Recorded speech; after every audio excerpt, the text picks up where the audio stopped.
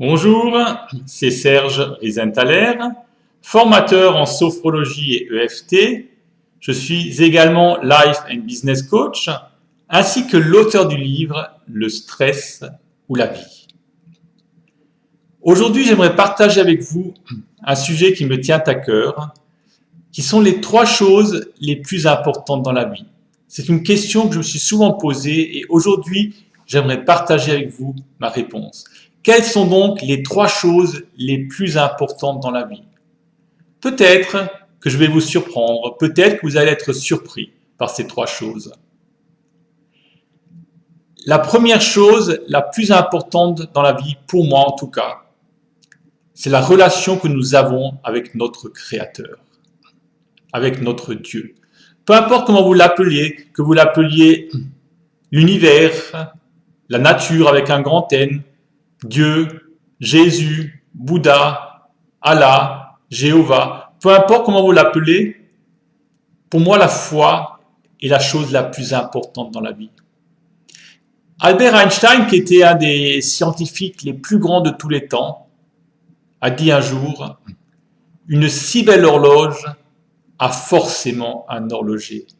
Alors quel est votre horloger? Comment appelez-vous votre horloger? C'est votre histoire, c'est vous qui décidez, c'est vous qui choisissez. Peu importe comment vous appelez votre horloger, c'est cette relation-là qui, pour moi, est la chose la plus importante dans la vie.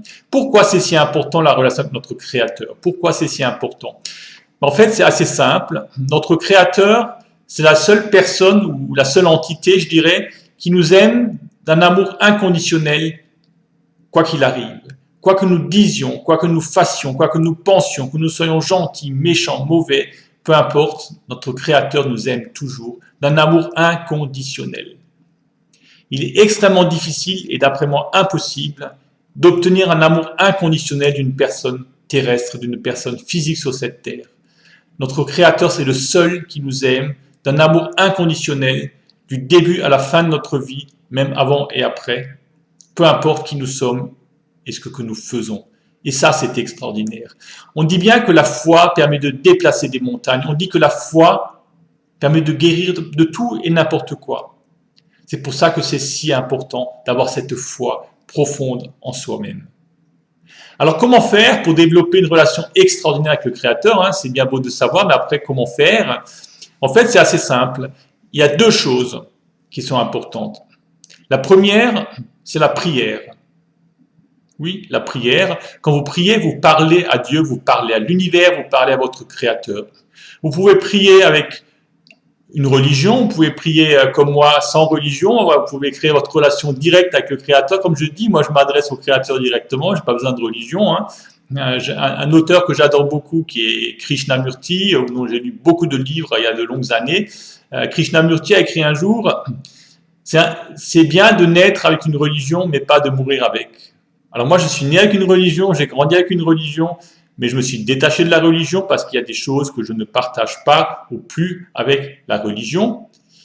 Et donc, j'ai trouvé mon propre chemin, ma propre spiritualité, comme je dis, ma relation directe avec le Créateur. Je prie avec mon cœur, je n'ai pas besoin de religion pour ça. Vous, si vous avez une religion, c'est très bien aussi. Peu importe que vous ayez une religion, que vous n'en ayez pas, ce qui est fondamental pour moi, c'est la foi, c'est la relation directe avec le Créateur, la relation avec votre Créateur. Et là aussi, peu importe comment vous l'appelez, pour moi, c'est l'horloger. Pour Albert Einstein, c'était l'horloger. C'est le Créateur de l'univers, de tout ce qui existe, ou l'univers lui-même, peu importe comment vous l'appelez.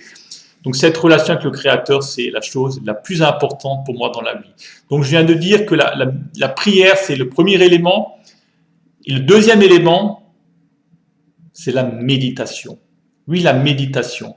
Parce que quand vous priez, vous parlez à l'univers, à Dieu ou au Créateur. C'est bien de parler, mais imaginez une relation avec quelqu'un, vous faites que parler, jamais écouter. C'est pas une vraie relation. On peut pas avoir une relation épanouissante avec quelqu'un si on fait que parler, jamais l'écouter. On a une bouche et 2 oreilles, c'est bien pour écouter 2 fois plus que ce que nous parlons. Donc, en méditant, vous écoutez le Créateur, vous entendez la voix de Dieu, du Créateur ou de l'univers, peu importe comment vous l'appelez. Parce que quand vous méditez, vous faites quoi? Vous fermez les yeux, vous débranchez votre mental, vous vous installez dans votre cœur, et c'est à ce moment-là que vous pouvez recevoir des messages que l'univers peut vous répondre à vos prières, ou à vos demandes, ou à vos questions. Donc, une relation épanouissante avec notre Créateur se fait par deux choses. La première, la prière, en parlant au Créateur, et la deuxième, la méditation, en écoutant le Créateur. Et c'est ça qui nous permet, qui vous permet de ressentir au quotidien cet amour inconditionnel qu'a notre Créateur pour nous. Comme dit, je le redis, c'est indépendant de toute religion. Vous pouvez pratiquer n'importe quelle religion. C'est mieux de pratiquer une religion que de ne faire rien du tout. Parce que l'être humain n'est pas fait pour être seul. Nous ne sommes pas faits pour être isolés de notre Créateur. Nous ne sommes pas faits pour être seuls dans notre coin, dans un monde purement matériel. La société moderne est très matérialiste. Nous avons beaucoup de choses au niveau matériel et c'est bien, c'est agréable d'avoir des choses matérielles, d'avoir un toit, d'avoir une voiture, d'avoir des habits, etc. C'est agréable, c'est super, mais ça n'est pas suffisant. C'est même pas ce qui est le plus important pour moi, parce que les choses la plus importante, c'est notre spiritualité, c'est notre foi. La foi permet de déplacer des montagnes, je crois que j'ai déjà dit, et de guérir de tout et de n'importe quoi. Donc voilà pour la première chose, la plus importante dans la vie, en tout cas dans la mienne. La deuxième chose, la plus importante dans la vie, quelle est-elle? Pour moi, c'est la santé. Si tu n'as pas la santé, tu n'as plus rien. Si tu souffres dans ton corps physiquement du matin au soir, comment peux-tu apprécier ce voyage? Comment peux-tu trouver l'énergie pour réaliser tes rêves et avancer dans ta vie? La santé, pour moi, c'est un ingrédient essentiel et fondamental dans la vie. Et souvent, on y pense le jour où on l'a perdu. Tant qu'elle est là, la santé, on tire sur la corde, on ne fait pas attention, on n'y pense pas. Le jour où on a perdu la santé, là, on se rend compte de l'importance que ça a. Pour être en bonne santé, il y a deux choses fondamentales pour moi. Deux. La première, c'est une alimentation saine, équilibrée de façon régulière.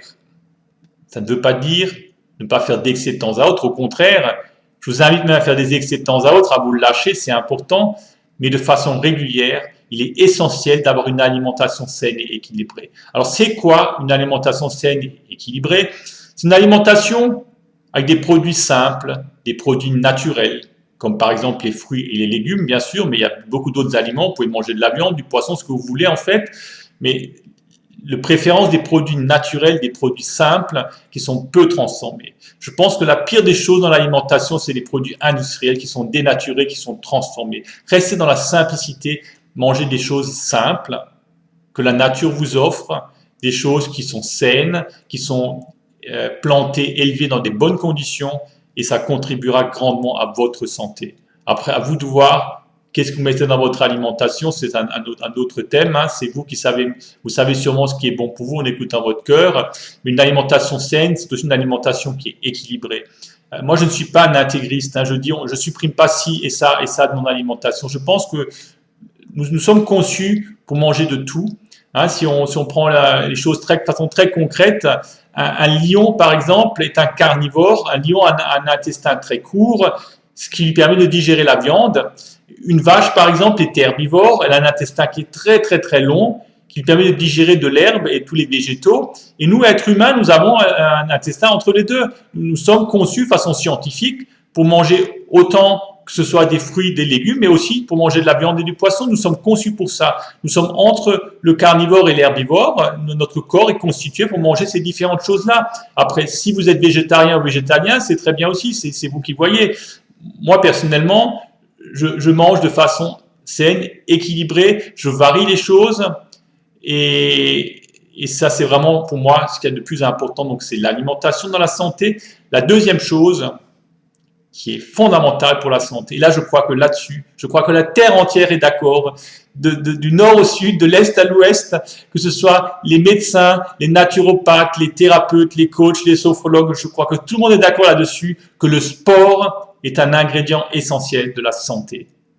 Notre corps n'est pas fait pour rester immobile, nous sommes faits pour bouger notre corps. Alors, quel sport choisir? Chacun a le sien, c'est à vous de voir le sport qui vous convient. Ce qui est important, je crois que c'est un sport qui vous fait plaisir, un sport qui vous fasse du bien.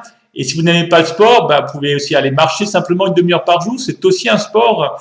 En tout cas, ce qui est essentiel, c'est de bouger notre corps, parce que nous ne sommes pas conçus pour être immobiles. Dans la nature, l'être humain doit bouger. Parce qu'en faisant du sport, vous activez votre circulation sanguine, vous activez l'élimination des déchets, l'élimination des toxines. Vous contribuez grandement à votre santé. Moi, j'ai joué au tennis pendant longtemps, après j'ai fait du jogging pendant longtemps, actuellement je fais plutôt du vélo, je fais beaucoup de marches, de balades, de randonnées. Comme dit, c'est à vous de voir le sport qui vous convient, le sport qui vous plaît sera sûrement bon pour vous. Donc ça, c'était le deuxième ingrédient, la deuxième chose la plus importante dans la vie, la santé. La troisième chose maintenant, quelle est la troisième chose la plus importante dans la vie, en tout cas d'après moi? Là, peut-être je vais vous surprendre, mais il s'agit du conjoint. Oui, du conjoint. Pour moi, c'est ma femme. Pourquoi notre conjoint est-il tellement important dans notre vie? En fait, c'est assez simple. Parce que notre conjoint, il nous apporte quoi? Il nous apporte tendresse, affection et surtout soutien au quotidien.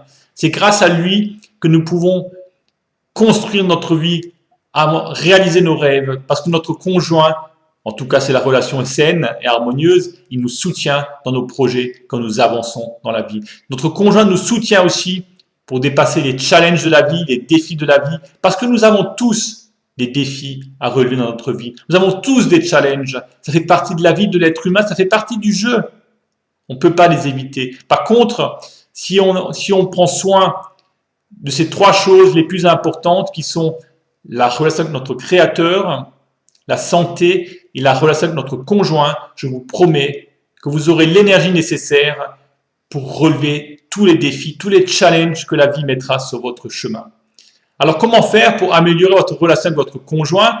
Il y a différentes choses. C'est déjà peut-être lui dire de temps à autre ou régulièrement que vous l'aimez, lui offrir des fleurs, lui faire des petites surprises, un petit week-end surprise, un petit restaurant surprise, prendre du temps pour se retrouver à deux, sans enfants, sans amis, sans personne, juste vous et votre conjoint, et vous regardez droit dans les yeux et parler avec votre cœur et écouter votre conjoint aussi. C'est très important d'écouter notre conjoint, d'écouter ses besoins, parce que nous avons tous besoin d'être écoutés. Et le conjoint est sûrement une personne qui peut nous comprendre parce qu'il nous connaît mieux que sûrement que la plupart des autres gens autour de nous, sauf peut-être le Créateur, bien sûr.